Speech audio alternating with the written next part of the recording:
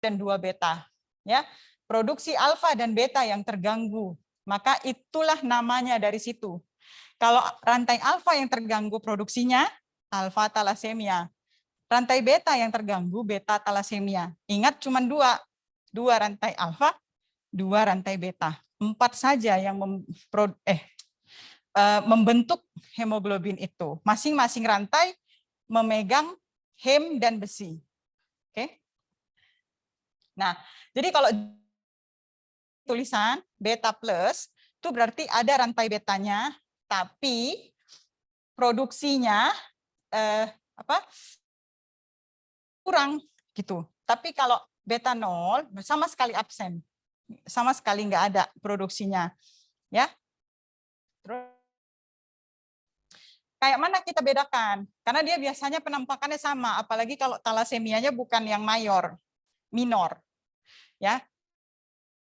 Ditentukan dari yang tadi, apakah dia plus atau 0. Ya, makin dia 0 berarti kan makin nggak mampu dia memproduksi rantainya, maka makin jelek nanti bentuk eritrositnya. Oke, gunakan Menser Index dengan membagi MCV RBC. Kalau di atas 13 makin tinggi, di atas 13 itu berarti ke arah talasemia, ya, atau England Fraser Index. Biasanya kok kita pakai di sini yang ini, Menser Index, ya. Selain itu, semia ada pemeriksaan lanjutannya. Udah nggak di slide? Nah, kemudian RBC itu biasanya sedikit lebih banyak dibandingkan pada iron defisiensi, ya. Kemudian karena pada talasemia dia nggak ada masalah untuk memproduksi sel darah merahnya, bahan baku dia cukup. Hanya saja waktu membentuk rantai globinnya, sehingga gampang lisis. Tapi kalau di iron deficiency, dia nggak punya bahan baku untuk memproduksi eritrositnya, ya. MCV-nya itu jauh lebih rendah daripada iron deficiency. Dan kemudian RDW, ya, RDW juga iron deficiency bisa lebih tinggi daripada talasemia, ya. Kemudian, pindah ke yang ketiga, anemia chronic disease. Jadi untuk talasemia tadi, lanjutannya kalau kita memang curiga talasemia, dan talasemia ini kan dari orang tua pun ada riwayatnya. Orang tua ke atasnya pun ada riwayatnya. Nah, itu kita lanjutkan dengan pemeriksaan HB elektroforesis. Jadi dilihat betul memang proteinnya apa aja. Harusnya kan A dan A2 HB kita. Nah, kalau pada talasemia beta, apa B? Fetal, HBF. HBF-nya akan meningkat. Padahal seharusnya kita dewasa nggak punya lagi HBF. Ya. Nah, untuk chronic disease, ya. Jadi itu anemianya bisa dikarenakan meningkatnya hepsidin, ya. Kemudian jadi tubuh tidak bisa menggunakan simpanan dari iron, ya.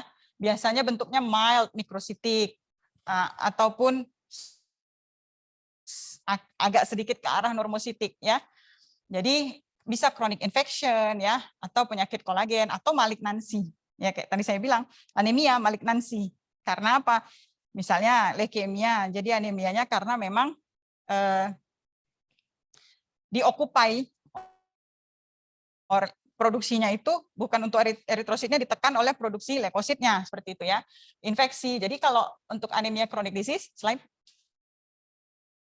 Oh, nggak ada. Jadi untuk anemia chronic disease itu nanti biasanya ferritinnya tinggi. Karena kita tahu ferritin itu juga sebagai protein. Ya, kalau yang tadi kan ferritinnya turun. Kalau iron deficiency, ferritinnya turun. Tapi ini anemianya hipokromikrosit tapi ferritin tinggi. Nah, itu curiga dengan infeksi. Carilah sumber infeksinya. Periksalah pemeriksaan yang mendukung ke arah infeksi. Ya, biasanya PCT, ya. Apa kepanjangannya?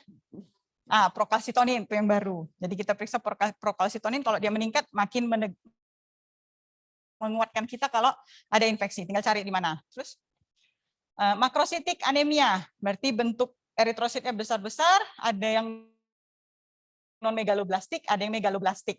Non megaloblastik biasanya liver disease, ya. Megaloblastik itu karena defisiensi vitamin 12 atau folic acid, kobalamin.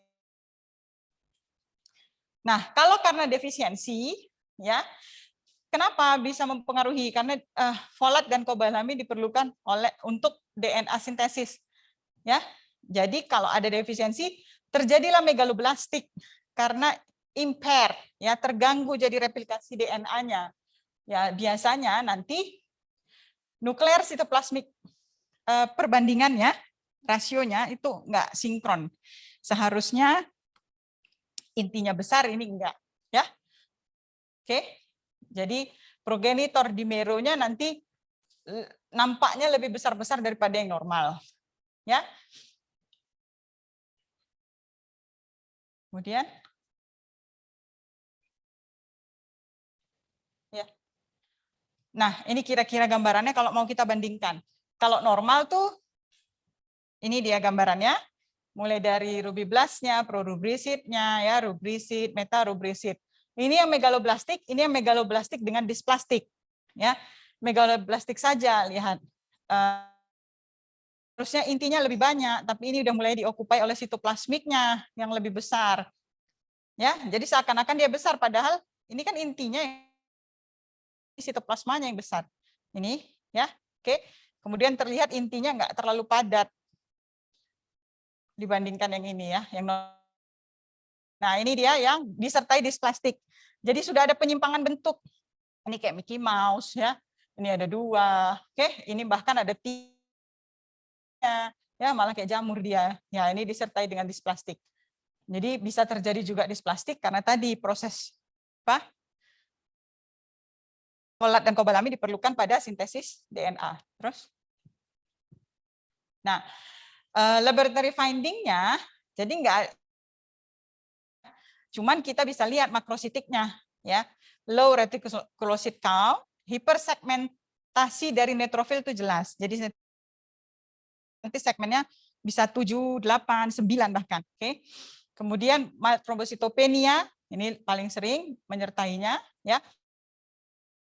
Megaloblastic change di mero yang tadi, gambar yang tadi, ya. Kemudian bisa juga kita jumpai gejala-gejala dari neurological-nya, ya. Terus ini hypersegmented, banyak, ya. Dia segmennya terlalu banyak, harusnya nggak kayak gini, kan udah lihat, ya, di praktikum, ya. Coba balik. Nah, bisa kita lihat juga, ini kan besar-besar dia eritrositnya. Ini harusnya neutrofil ini besar, kan? Ya. Nah, ini dia perubahan megaloblastiknya, ya. Lihat tuh.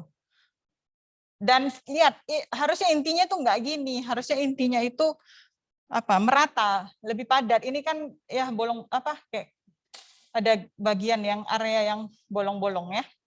Ini yang displastik, ya. Nah, yuk lanjut.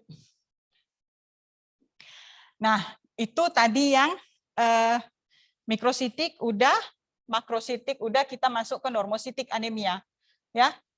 Normositik anemia tadi berarti bergerak dari MCV, katakan, berarti MCV-nya normal. Maka lihat retikulositnya. Kalau retikulosit meningkat, hemolitik anemia atau post hemoragik, perdarahan, blood loss. Tapi kalau retikulositnya menurun, bisa masuk ke kronik tadi kan, chronic disease atau endokrin, atau ada gangguan di renal, liver, atau meroinfiltrasi. Apa aja yang bisa menginfiltrasi mero? Leukemia, mieloma, myelofibrosis, dan sel-sel metastasis dari tumor solid. Terus, nah, evaluasi tetap peripheral blood. Jadi SADT-nya tetap kita lihat, reticulocyte count-nya. Kemudian lihatlah kita curiganya ke arah mana dari gejala klinis yang kita jumpai. Kalau ini kan laboratoriknya, gejala klinisnya kira-kira ke arah mana gangguannya. Buatlah pemeriksaan untuk liver function. Kalau memang curiga ada endokrin, periksalah hormon apa yang mau diperiksa, gitu ya. Apa atau renal function testnya, gitu ya. Kemudian kalau perlu masuk ke iron study atau bone marrow biopsi, ya. Jadi kan nggak langsung lompat ke marrow biopsi. Jadi untuk hemolitik anemia bisa inherited atau acquired. Nah, yang inherited itu membran defect, itu spherositosis, eritrosit yang padat, ya. globin defect, sickle cell, seperti bulan sabit. Metabolic disorder, defisiensi enzim ya, G6PD ya, kemudian pirimidin 5 defisiensi terus. Nah, kemudian kalau spherositosis tadi itu hereditary hemolytic anemia ya. Dia kecil-kecil tapi rapuh gitu ya.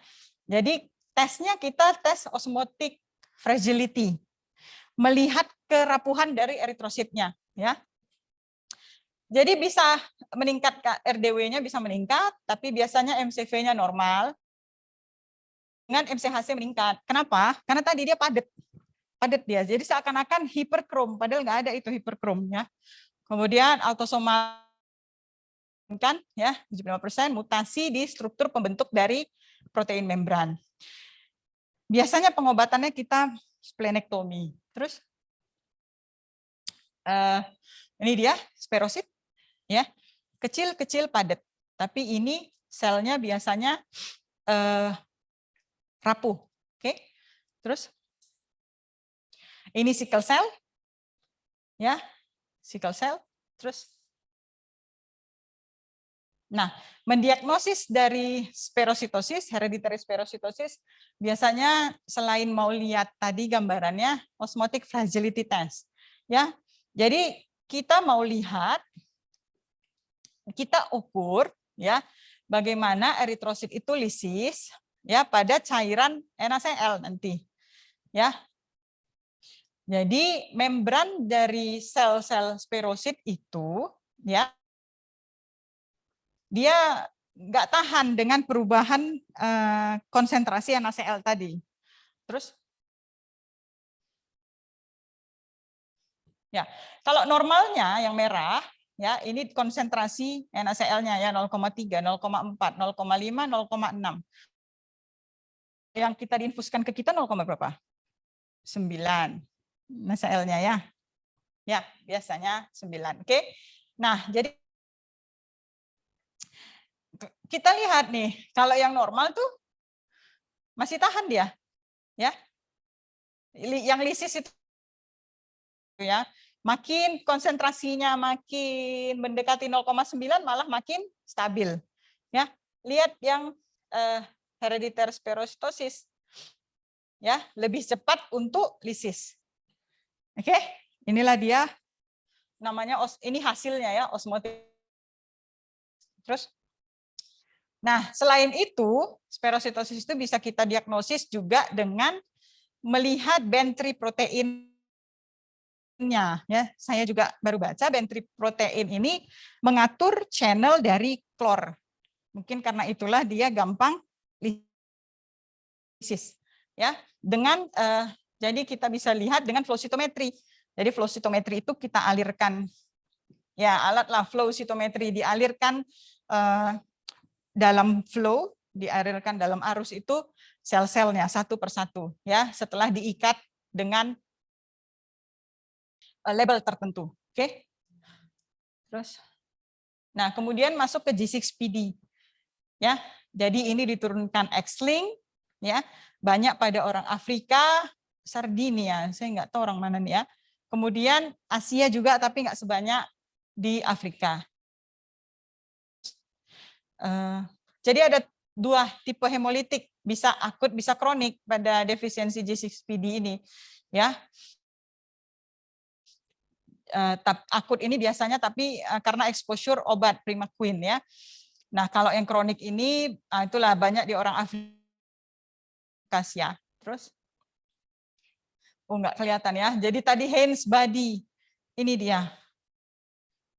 Jadi ada kayak bintik-bintik gitu ya. Nah, itu penandanya. Kemudian satu lagi penandanya adalah kalau yang bisa kita lihat di morfologi slide itu bite cell. Jadi selnya seperti tergigit ya. Terus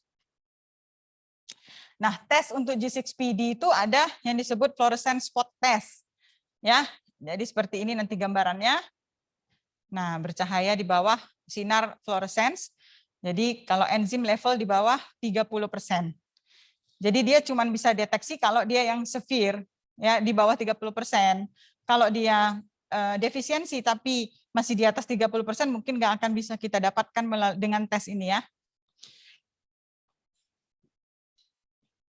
Nah, mutasinya kita tes dengan polymerase chain reaction ya.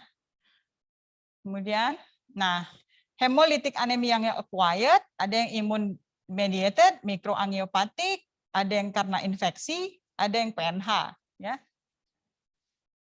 Yang immune mediated itu premature destruction dari red blood cell, harusnya belum dihancurkan, usianya 120 hari harusnya ya. Tapi karena adanya antibodi yang melawan di permukaan eritrosit ya. Jadi kalau ada antibodi yang klop, begitu dia klop ini hancur. Gitu dia ya. Kita tesnya, kita mau tahu ada enggak antigen atau ada enggak antigen di permukaan eritrosit yang bisa menyebabkan lisis, atau ada enggak antibodi di dalam plasma pasien ini yang bisa. Kita tes direct. Kalau direct kita mau lihat antigen di permukaan selnya atau antibodi atau komplement yang ada di permukaan selnya ya. Kalau indirect kita mau lihat di serumnya ya. Home test pemeriksaan ya, nanti searching lagi home test ya, bisa direct indirect. Direct menilai eritrositnya langsung, kalau indirect serumnya yang kita lihat. Nah, kemudian mikroangiopatik hemolytic anemia ya. Karakteristiknya kita jumpai sistosit. Ini selnya kecil-kecil kayak tercabik-cabik ya. Nah, pada apa? Biasanya DD-nya pada trombositopenik purpura. Ini lupa HUS ini apa kepanjangannya ya. DIC, hipertensi malignan, dan obat-obatan juga. Terus. Nah, ini dia ya. Jadi gambarannya ya. Oke, selnya seperti tercabik ya. Nah, jadi kita bisa jumpai hemoglobinuria. Ya. Di urinnya kita bisa jumpai hemoglobin. Nah, jadi ini biasanya ini karena apa? Ada pemaksaan. Jadi tubuh itu terlalu diforsir, makanya dia bilang march hemoglobinuria. Long march, marching, jalan gitu ya. Nah, gitu kan. Nah, prolong march itu juga bisa menyebabkan terjadinya ini mikroangiopatik hemolytic anemia, gitu ya. Karena adanya forceful contact, jadi paksaan di tubuh itu, ya, sehingga menyebabkan eritrosit itu lisis, ya. Oke. Terus kalau yang karena infeksi, Clostridium sepsis, ya, malaria, Bartonella, ini trypanosoma parasitnya ya. Nah, Mycoplasma pneumoniae IgM-nya ya, infeksis mononukleosis IgM-nya ya. Jadi ini yang kalau karena terkait infeksi juga bisa menyebabkan terjadinya lisis. Terus PNH, paroxysmal nocturnal hemoglobinuria. Kenapa dibilang nokturnal? Karena biasanya penandanya pada malam hari kalau dia berkemih, urinnya baru gelap, ya, baru warnanya pekat gitu. Disitulah terjadi lisisnya, hemolistiknya terjadi pada malam hari, ya, karena ada mutasi pada piga gennya, ya. Bisa kita deteksi menggunakan flow cytometry, ya, baik pada sel RBC-nya maupun pada white blood cell-nya, ya. Nah, biasanya pada MDS mau muncul yang dikatakan PNH ini ya, terkait dengan kelainan aplastik anemia atau MDS, tapi jarang ya. Oke, terus habis. Oke, habis sampai di situ. Kira-kira laboratori diagnostiknya ada yang mau ditanya? Nggak ada. Jadi kesimpulan saya mungkin udah panjang kali dari awal. Kesimpulan yang saya bisa berikan adalah ketika jumpa anemia, manfaatkan indeks trombosit, indeks eritrosit tadi, MCV, MCH, MCHC. Ya, oke. lihat leukositnya normal atau enggak, lihat trombositnya normal atau enggak, kemudian anemia itu lihat MCV-nya. Ya. Bukan, ini normositik, mikrositik, atau makrositik. Dari situlah kalian bergerak, mikrositik curiganya di negara berkembang makrositik, defisiensi asam folat, ya, normositik, blood loss kah, ya, gitu, hemolitik kah, dari situ bergerak. Kemudian lanjutkan pemeriksaannya. Kalau udah tentukan defisiensi tadi, SCT-ABC, begitu ya, kira-kira. Itulah kesimpulan dari saya. Jadi, tes yang banyak itu, kalau kita periksa darah lengkap, jangan cuma lihat, oh HB-nya bagus, oh leukositnya bagus, trombositnya bagus, enggak. Yang lain itu bermakna, bisa membantu kalian mengarahkan kalau ini memang abnormal. Tapi kalau yang ini normal, ya sudah, ngikut ke bawah. Oke? Ada pertanyaan? Terima kasih untuk perhatiannya. Kita akhiri kuliah ini. Wassalamualaikum warahmatullahi wabarakatuh. Bisa saya bagi ya, nanti saya perbaiki dulu ya.